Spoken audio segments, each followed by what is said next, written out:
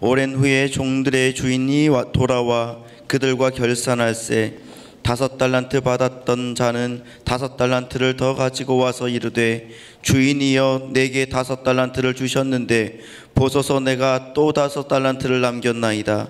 그 주인이 이르되 잘하였도다 착하고 충성된 종아 내가 적은 일에 충성하였음에 내가 많은 것을 내게 맡기리니 내 주인의 즐거움에 참여할지어다 하고 2달란트 받았던 자도 와서 이르되 주인이여 내게 2달란트를 주셨는데 보소서 내가 2달란트를 남겼나이다.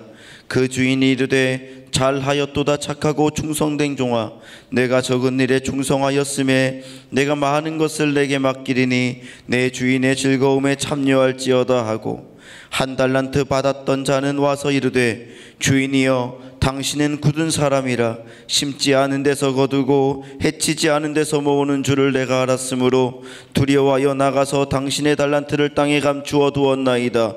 보소서 당신의 것을 가지셨나이다. 그 주인이 대답하여 이르되 악하고 게으른 종아 나는 심지 않은 데서 거두고 해치지 않은 데서 모으는 줄을 네가 알았느냐. 그러면 내가 마땅히 내 돈을 취리하는 자들에게나 맡겼다가 내가 돌아와서 내 원금과 이자를 받게 하였을 것이니라 하고 그에게 그 1달란트를 빼앗아 10달란트 가진 자에게 주라. 무릇 있는 자는 받아 풍족하게 되고 없는 자는 그 있는 것까지 빼앗기리라. 이 무익한 종을 바깥 어두운 데로 내쫓으라. 거기서 슬피 울며 이를 갈리라 하니라. 아멘. 오늘 설교의 제목 또한 여러분 오늘 본문은 여러분이 너무나도 잘 알고 계신 달란트 이야기입니다. 여러분은 몇 달란트 받기를 원하십니까? 참 이거 물어보기가 그렇죠. 그러니까는 한번 옆에 분한테 몇 달란트 받으셨습니까? 한번 그냥 얼굴만 눈짓만 하면서 한번 말씀 한번 인사로서 몇 달란트 받고 살고 계세요? 한번 인사 한번 하겠습니다. 예, 이렇게 물어보시면 속으로 나는 5달란트야 라고 생각하고 싶죠. 그런데 우리가 세상 살다 보면 부유한 분보다는 좀 어려운 분들 또 적게 사는 분들이 많은 것 같습니다. 그 결론은 5달란트 받은 사람이 많아요? 1달란트 받은 사람이 많아요? 1달란트 받은 분들이 많은 것 같아요. 그래서 겸손하게 얘기합니다. 몇 달란트 받은 것 같아요? 그러면 보통 우리는 겸손하게 1달란트요. 맞습니까? 이렇게 겸손하게 얘기를 할 수 있습니다. 그런데 놀라운 사실은 남이 그렇게 너 1달란트 받았어 이렇게 하면 기분 나빠요 안 나빠요? 예, 나쁘죠. 매우 심히 나쁩니다. 그래서 놀랍게도 오늘 이 말씀을 통해서 우리가 과연 어떠한 삶을 또한 이 말세의 세대에 어떻게 살아야 될지를 한번 점검해 보면서 이 어려운 세대를 살아갈 때 하나님의 관심과 나의 관심이 어디 있는지 다시 한번 돌아보고 삶을 점검해보는 귀한 시간 되기를 소망합니다. 오늘 본문에 있는 마태복음 24장과 25장에 핵심 단어가 있습니다. 한번 같이 해볼까요? 깨어있으라. 깨어있으라. 주님께서 이 말세를 이 땅에 처음에 오실 때는 그 죄를 용서하시기 위해 희생이 주님으로 오셨다면 천국에 가신 후에 다시 오실 때는 어떤 주로 오시는 겁니까? 심판의 주로 오시는 거예요. 심판의 주.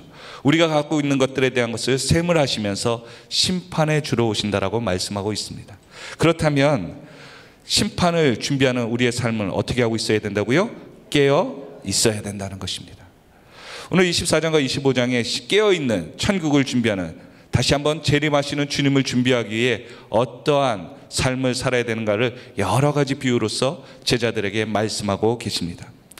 그런데 특별히 오늘 본문에는 달란트 비유 14절부터 나오는 비유의 이야기인데 본문이 길어서 약하여서 읽었습니다. 14절 한번 말씀 볼까요? 14절입니다.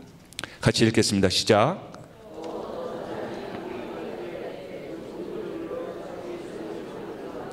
자기 소유를 주었어요? 맡겼어요? 맡겼습니다. 맡겼어요. 빌려주듯이 맡겼습니다. 그런데 그냥 맡기는 것이 아니라 15절에 이렇게 표현하고 있죠. 15절에 이렇게 나옵니다. 각각 그 재능대로.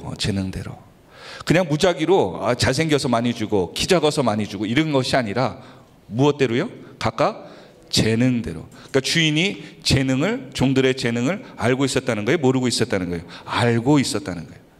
그 사람의 특성, 성실함과 충성됨과 또한 그 사람이 갖고 있는 재능을 주인이 너무나도 잘 알고 있었다는 겁니다. 그러니까 주인과 종의 관계는 굉장히 잘 알고, 서로를 잘 알고 있는 관계라는 거예요.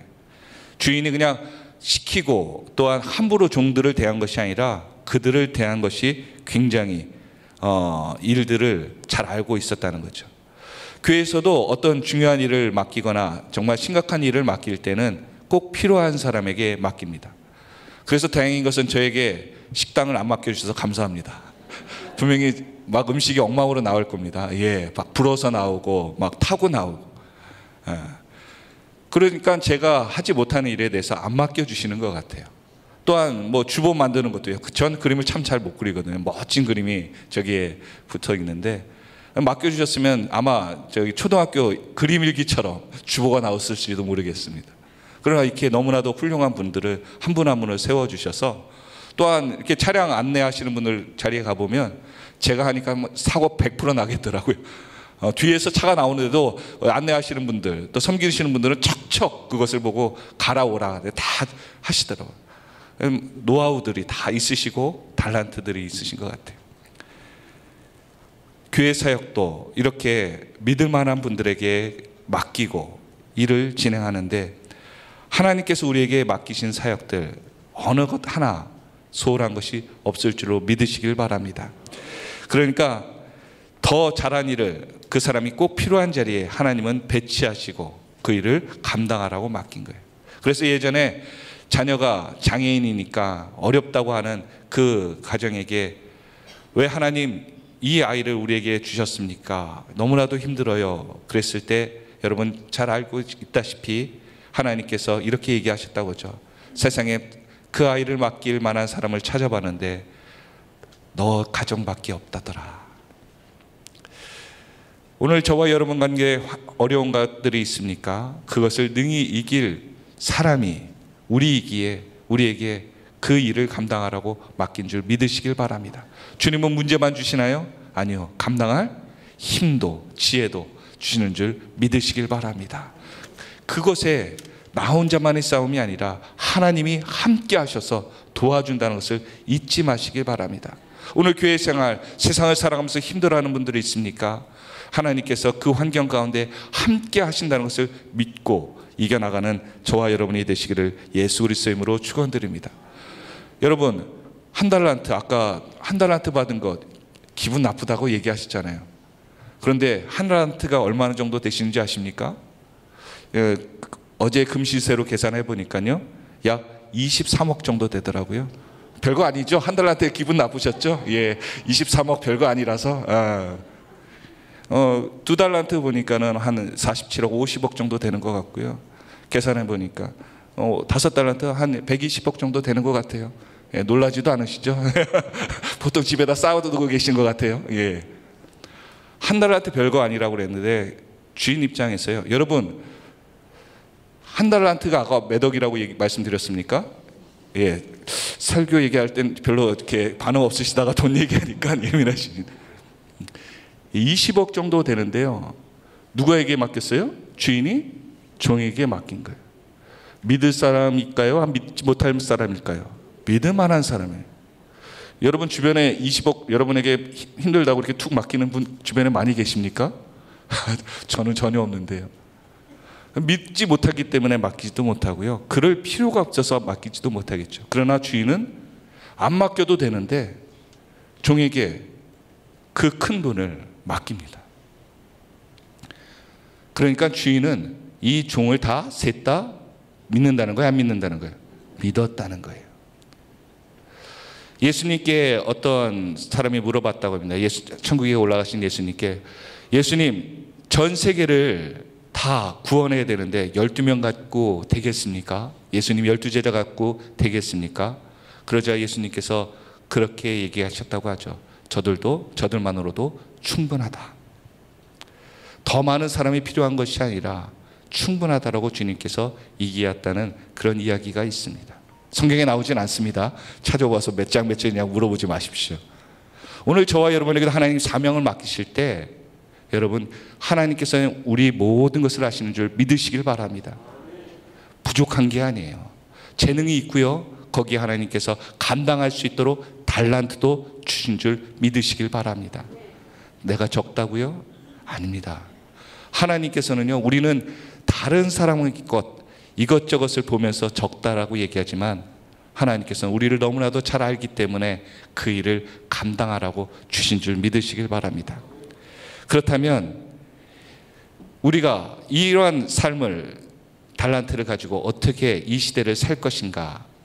그런데 왜 놀라운 사실은 이 이후에 보면 많은 달란트를 가진 사람에 대해서는 딱 한마디로 얘기합니다.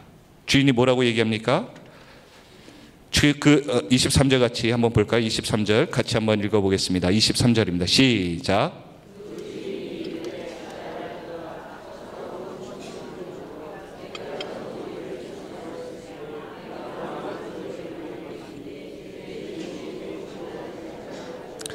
자, 여러분, 5달란트 아까 얼마라고 그랬죠? 예, 그 돈이었습니다. 그 100매독이었어요. 두 배를 남겼으니까 더 큰 돈이죠. 예, 근데 그 일을 남기면 우리는 로또 맞았다라고 얘기할 텐데 주인은 어떤 일이라고 얘기합니까? 작은 일이라는 거예요.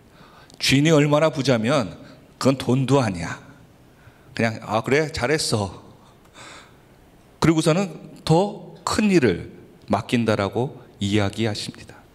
그러니까 주인의 관심은 돈이 얼마 남겼냐, 그것에 중요한 거예요? 아니면 그 일을 어떻게 행했느냐를 보시는 겁니까? 후자겠죠. 후자겠죠. 그런데 우리는 하면서 뭘 자꾸 바라봐요? 이 일에서 얼마를 해야 되는데 얼마, 양을 자꾸 계산하는 겁니다. 그러다 보니까 우리의 봉사가 자꾸 무너지는 경우가 많습니다. 왜요? 주님의 일을 한다고 하면서 우리가 낙심해요. 왜요? 결과를 보기 때문에. 결과를 보니까 별로 좋은 결과가 드러나지 않고요, 계속 우리 삶 가운데 메마르는 섬김의 삶이 드러나는 겁니다. 남을 보고 있기 때문에. 그러기에 오늘 성경은 우리에게 그러한 목마른 자, 또 한 달란트 같이 주님의 마음에 합하지 않는 결과를 갖고 있는 사람들에게 다시 한번 회복의 기회를 주신 줄 믿으시길 바랍니다. 그렇다면 어떻게 살아야 될 것인가? 첫 번째는 주님의 의도를 알고 살아야 된다라고 말씀하시죠. 주님의 마음을 알고 살자. 16절입니다. 16절 같이 한번 읽어보겠습니다. 시작.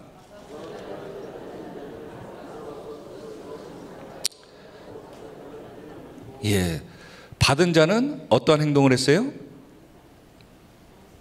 예, 띄워주시기 바랍니다. 죄송합니다. 예, 5달란트 받은 자는 어떤 행동을 했습니까? 가서가 아니라 바로 가서. 믿음이란 어떤 겁니까? 묻거나 따지지 않고 말씀에 바로 즉각 순종하는 것에 기적의 역사가 일어나는 줄 믿으시길 바랍니다. 그렇습니다. 우리 자꾸 하나님 말씀에 토를 달아요. 예, 이 젊은 분들과 같이 이렇게 처음 일을 하시는 분들이랑 일을 하면요, 자꾸 핑계를 댑니다. 해보자가 아니라 이것도 저것도 자꾸 계산을 합니다.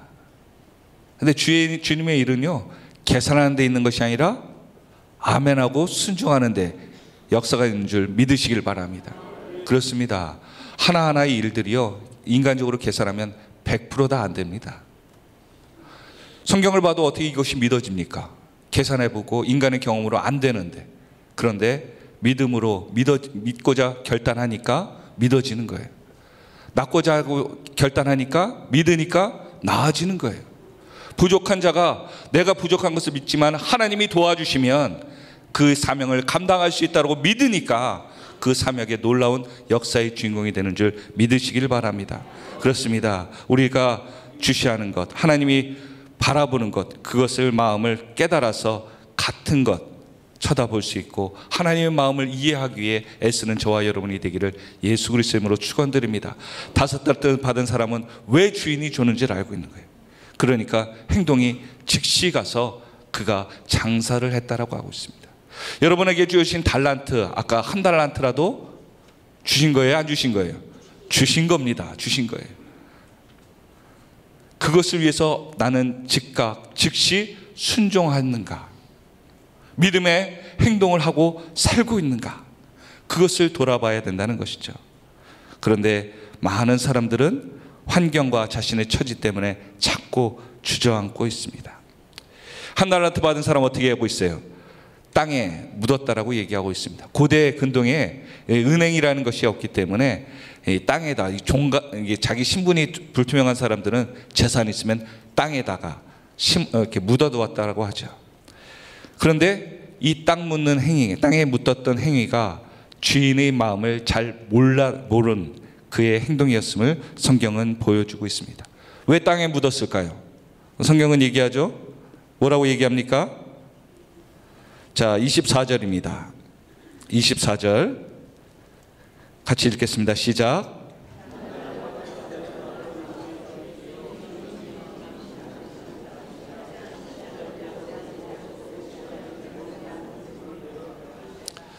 여러분, 지금 자막을 띄워주셔도 괜찮겠습니다. 여기 보니까 한 달란트 사람이 땅에 묻었던 것에 대해서 자신이 불평불만을 하죠. 주인에 대해서, 주인이 어떤 사람이네요? 심지 않은 데서 거둔다, 해치지 않은 데서 모은다. 지금 주인이 아무것도 안 줬습니까? 주었습니까? 주었어요. 제발 저라도 한 달란트 줬으면 좋겠습니다. 그 큰 돈을 맡겼는데도 종은 뭐라고 생각하는 거예요? 아무것도 자기는 받은 것이 없는데 주인은 받은 것처럼, 준 것처럼 이야기하며 거두려고 하는 그러한 사람으로 오해하고 있다는 거예요. 오늘 저와 여러분의 삶 가운데도 하나님이 우리에게 아무것도 안 주셨나요? 곰곰이 생각해 보면 하나님께서 거두어 가시겠다면요, 나의 건강부터 시작하여 시간, 또한 내 주변에 있는 모든 것들이 누구 것이에요? 하나님의 것이에요. 그런데 하나님이 주신 것을 감사하거나 깨닫지 못하고 자꾸 내 인생에 없는 것을 불평하고 사는, 다른 사람의 것, 환경을 바라보며 불평하며 내 가진 것, 주신 것을 장사를 하지 않는 그러한 인생들, 그것이 오늘 성경에서 부르는 실패의 요인이 될 수 있다는 거예요. 교회에서도 가정에서도 자꾸 남을 비난하는 사람들이 있습니까? 그러면 은혜를 얻을 수가 없습니다. 사역을 열심히 하면서도요, 같이 일을 하면서도 불평불만하는 분들은요, 그 가운데 감사가 없더라고요. 그래서 쉽게 지킵니다.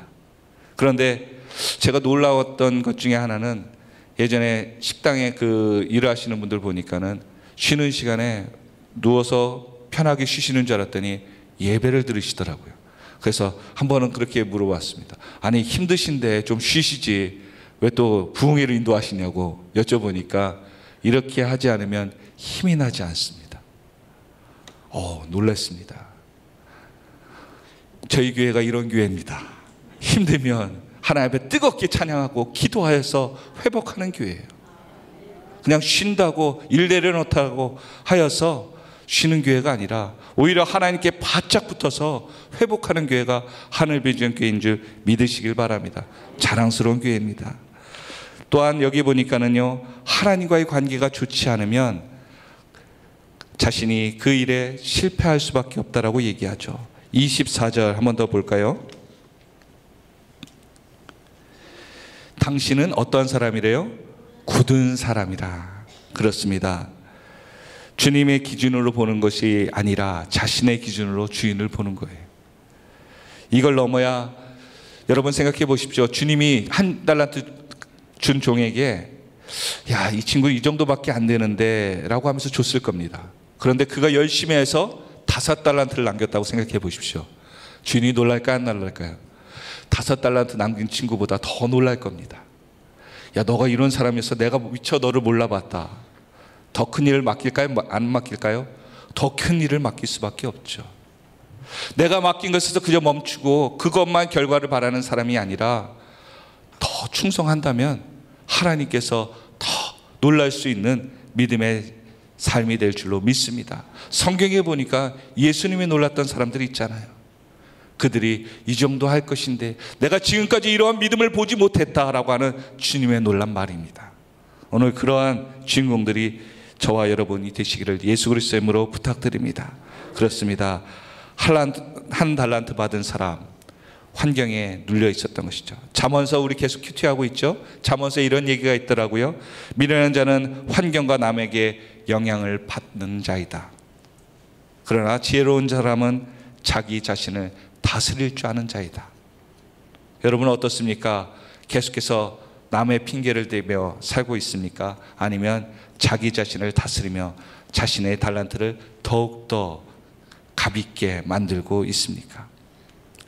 또한 여기 보니까요, 이 실패했고 삶을 바꿔야 되는 사람은요, 나쁜 습관이 있었습니다. 뭐 하냐면 비교하는 습관이에요.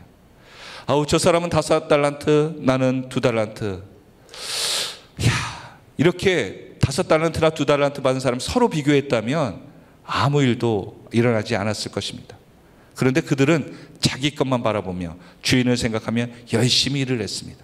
그러나 1달란트 받은 사람은 뭐야, 내가 이런 존재였어? 내가 이런 대접을 받아야 돼? 라고 낙심한 것 같습니다. 성모님들도 교회에서 일을 하다 보면 이런 분들이 있죠. 열심히 일했는데 마지막에 마무리될 즈음 돼서 딱 들어온 한 분이 주변의 사람들이 알아주고, 나는 열심히 일하고 보이지 않는 곳에서 일했는데 알아주지 않는다고 해서 이제는 떠나야겠다, 주의 일을 그만둬야겠다 라고 하는 낙심하는 분들이 있습니까? 그러나 그 일을 그만두면 누구 손해입니까? 내가 손해예요. 내가 손해. 왜요? 하나님께서 복 줄 때 그 일을 통해서 복을 주시기 때문인 줄 믿으시길 바랍니다. 성경에 보니까 5달란트, 2달란트 그것 남기고 끝났나요? 아니요. 더 큰 일을 맡기는 하나님의 사역이 축복이 있는 줄 믿으시길 바랍니다. 오늘 저와 여러분에게도 우리가 주님 앞에서 평생 사명을 감당하며 살아야 되는 사람들인데, 그저 이것만 하고 마쳐야지라고 하는 그 인생으로 끝나지 마시고, 그런데 놀라운 사실은 그렇게 결정을 했을 때 이후에 그 종은 쫓겨났다는 거예요. 책망받았다는 거예요. 낙심했다는 겁니다. 오늘 저와 여러분 맡겨진 사명, 주님 부르시는 그날까지 끝까지 붙잡고 가시길 바랍니다. 심지어 목사님 이 나이에 때도 이것도 괜찮아요 라고 하시더라도 너무나도 은혜가 되더라고요. 왜요? 그러면 젊은 분들도 저런 분들도 사역을 감당하고 계신데, 봉사하고 섬기는데 젊은 분들은 더 해야겠죠? 라고 하면 그들은 더 하지 않겠습니까? 오늘 하나님 앞에서 아부도 끝까지 하면요, 충성이 되고요, 충성도 끝까지 하면 하다가 말면 무엇이 된다고요? 아부가 됩니다. 하나님 앞에서 충성되이 끝까지 가는 저와 여러분이 되시길 바랍니다. 그 일을 통해서 하나님 복을 시작하는 거예요. 마지막으로 말씀을 맺습니다. 작은 것이라도 충성해야 된다는 거예요. 어떻게 살 것인가? 오늘 주인은 얘기합니다. 작은 것에 충성했다고 말입니다. 주인은 결과를 볼까요? 과정을 볼까요? 결국은 과정, 내가 최선을 다했냐, 최선을 다하지 않았냐 보는 거예요. 주님 볼 때는 다 똑같은 거예요. 다 작은 겁니다. 우리가 그냥 큰 것을 남기기 위해서 애쓰는 사람들이 아니라, 내가 하나님 앞에서 충성되이 일하느냐, 얼마나 내가 가진 것을 소중히 여기며 하나님 앞에 살 수 있는가를 하나님은 보시는 겁니다. 사탄은 자꾸 우리를 비교시키며 보잘것없다라고 외칠 거예요. 그거 해서 뭐하냐, 알아주지도 않는데, 쓸데없다. 그러나 하나님의 계획에는 작은 것이 없는 줄 믿으시길 바랍니다. 중요한 것은 맡은 일에 최선이지 최고가 되는 것이 아니라는 겁니다. 이야기 안 하고 마칠까요? 제가 이 설교를 준비하다가 한 목사님의 간증을 듣고 정말 회개하고 눈물을 흘린 적이 있습니다. 이야기는 이렇습니다. 실화입니다. 한 목사님이 한 30여 년 전에 목회를 신앙생활하다 한 권사님, 그 전에 이제 처녀셨죠. 그분이 미국 분과 결혼을 하셨다고 합니다. 그리고서는 결혼하여서 미국을 가셨는데 가정이 있던 유부남이었던 거예요. 그러니까 이 분이 어떻게 하겠어요? 같이 살 수 없는 입장이 되었죠.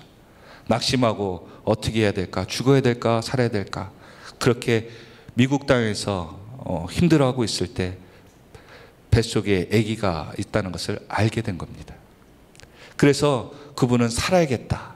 내가 이 모르는 땅에 정말 이 뱃속에 있는 아이, 아는 존재와 함께 살아야겠다 하면서 열심히 일을 배우고 또한 교회를 다니면서 마치 사역자와 같이 막 차로서 사람들을 이렇게 픽업해서 교회로 모시고 오는, 그리고 또한 섬기는 일을 감당하셨다고 합니다. 그 아이가 자라서 한 25년이 된 후라고 얘기하시더라고요. 그 아이가 자랐을 때 얼마나 잘생겼는지, 장동건, 죄송합니다. 저희 때 잘생긴 분 장동건, 외국인으로서는 다니엘 헤니급이라고 하더라고요. 여성분들은 오 그러시는데요. 예, 아무튼 굉장히 키도 180 이상이 되고 굉장히 잘생긴 아이였다고 합니다. 그분은 아이가 자라 25년 동안 하나님 이 아이를 붙잡아 주십시오. 이 아이밖에 없습니다라고 집사에서 권사 직분을 받으시면서까지 계속해서 자녀를 위해서 기도했다고 합니다. 수요일 날 이제 아침에 이제 교회에서의 어떤 일들이 수요 예배가 저녁에 있으니까 준비하는 가운데 연락이 온 거라고 합니다. 전화를 받아보니까 그 아이의 집이 맞냐고. 맞다고. 죄송한데 이 아이가 총기 오발 사고로 인해서 아이가 즉사했다고 그 얘기를 하더라고요. 지금 저희가 들어도 참 깜짝 놀랄 일이죠. 그리고 이제 목사님께서 권사님을 모셔다 드리고, 아무튼 그리고 예배가 있으니까 목사님께서 저녁 수요 예배를 찬양을 인도하면서 준비를 하고 계셨는데, 저녁이 되는데 마음이 무거운 상태에서 예배를 인도하고 있는데 뒤에서 문이 열리더라는 겁니다. 그리고 그날 자녀가 죽었다는 소식을 들은 그 권사님이 문을 열고 들어오시더라는 거예요. 그리고 이 찬양 가운데 맨 뒤에 앉았다가 조금 있다가 한 칸, 조금 있다가 한 칸, 조금 있다가 한 칸. 그래서 쉬엄쉬엄 하더니 결국은 본인 앞자리에 앉으시더라는 겁니다. 목사님은 이게 지금 이 상황이 맞는 건지 아닌지 긴가민가 하면서 권사님이 여기 오면 안 되는데, 자녀의 자리를 지켜야 되는데 라고 생각하셨는데도 권사님이 앉아 계시고 예배 중간이라서 이제 설교를 하려고 하니까 권사님이 설교 전에 목사님 손을 들더라는 겁니다. 그리고서는 목사님 찬양 한 곡 불렀으면 좋겠습니다. 그리고 찬양을 같이 부르기로 하는데 천국에서 만나보자, 그 찬양을 불러달라고 해서 온 성도들이 같이 불렀다는 거예요. 엊그저께 우리 김정태 집사님, 제가 가족들이 오셔서 가족이 가서 위로 예배를 다시 가정에서 예배를 드렸을 때 권사님이 이 노래만 부르면 눈물을 흘리시더라고요. 천국에서 만나보자. 근데 이 설교를 또 준비하면서 듣다 보니까 제 마음도 뭉클하며 이 곡이, 찬양이 또 마음에 남았습니다. 목사님이 어떻게 설교했는지, 하여튼 뭐 상황이 어떻게 되는지 막 권사님에 대한 신경 때문에 끝나는지 모르게 끝나고 권사님한테 가서 야단치듯이 물어봤답니다. 권사님 여기 오기 계시면 어떻게 합니까? 아들 거기를 지켜야지. 하나밖에 없는 아들, 그 자리를 지켜야 되는 거 아닙니까? 그러자 권사님이 얘기를 이렇게 하셨다는 얘기에서 저도 말을 하지 못했죠. 권사님이 이렇게 얘기를 하셨다고 하더라고요. 죽은 아들은 죽은 거고 내가 하나님 앞에 약속한 것, 그것은 지켜야 되지요. 저는 그 얘기를 듣는 순간에 권사님 하늘을 향해서 분명히 얘기할 수도 있었습니다. 하나님 25년 동안 기도한 것, 아니 내 살아온 인생 하나님이 기도하면 책임져 줄 거라고 생각했는데 왜 책임져 주지 않습니까? 왜 기도에 응답하지 않습니까? 분명히 하늘의 삿대질하고 따질 수도 있음에도 불구하고 그분은 하나님과 수요 예배를 약속했기 때문에 나오셨대요. 제가 그 얘기를 듣는 순간에 너무나도 부끄러웠습니다. 죽음 앞에서도 내가 하나님의 약속을 지킬 수 있습니까? 환경 가운데도 나를 무너뜨리는 수많은 이유가 있음에도 불구하고 내가 하나님의 약속했던 것을 지킬 수 있는 믿음이, 작은 믿음이 있습니까? 여러분, 어떤 큰 믿음을 원하십니까? 어떤 큰 일에 충성하기를 원하십니까? 내가 갖고 있는 작은 믿음, 그것 하나만이라도 지키기 위해서 몸부림친다면 저와 여러분 하나님 보시기에 작은 일에 충성하였음에 그 인정을 받는 주인공이 될 줄로 믿습니다. 기도하겠습니다.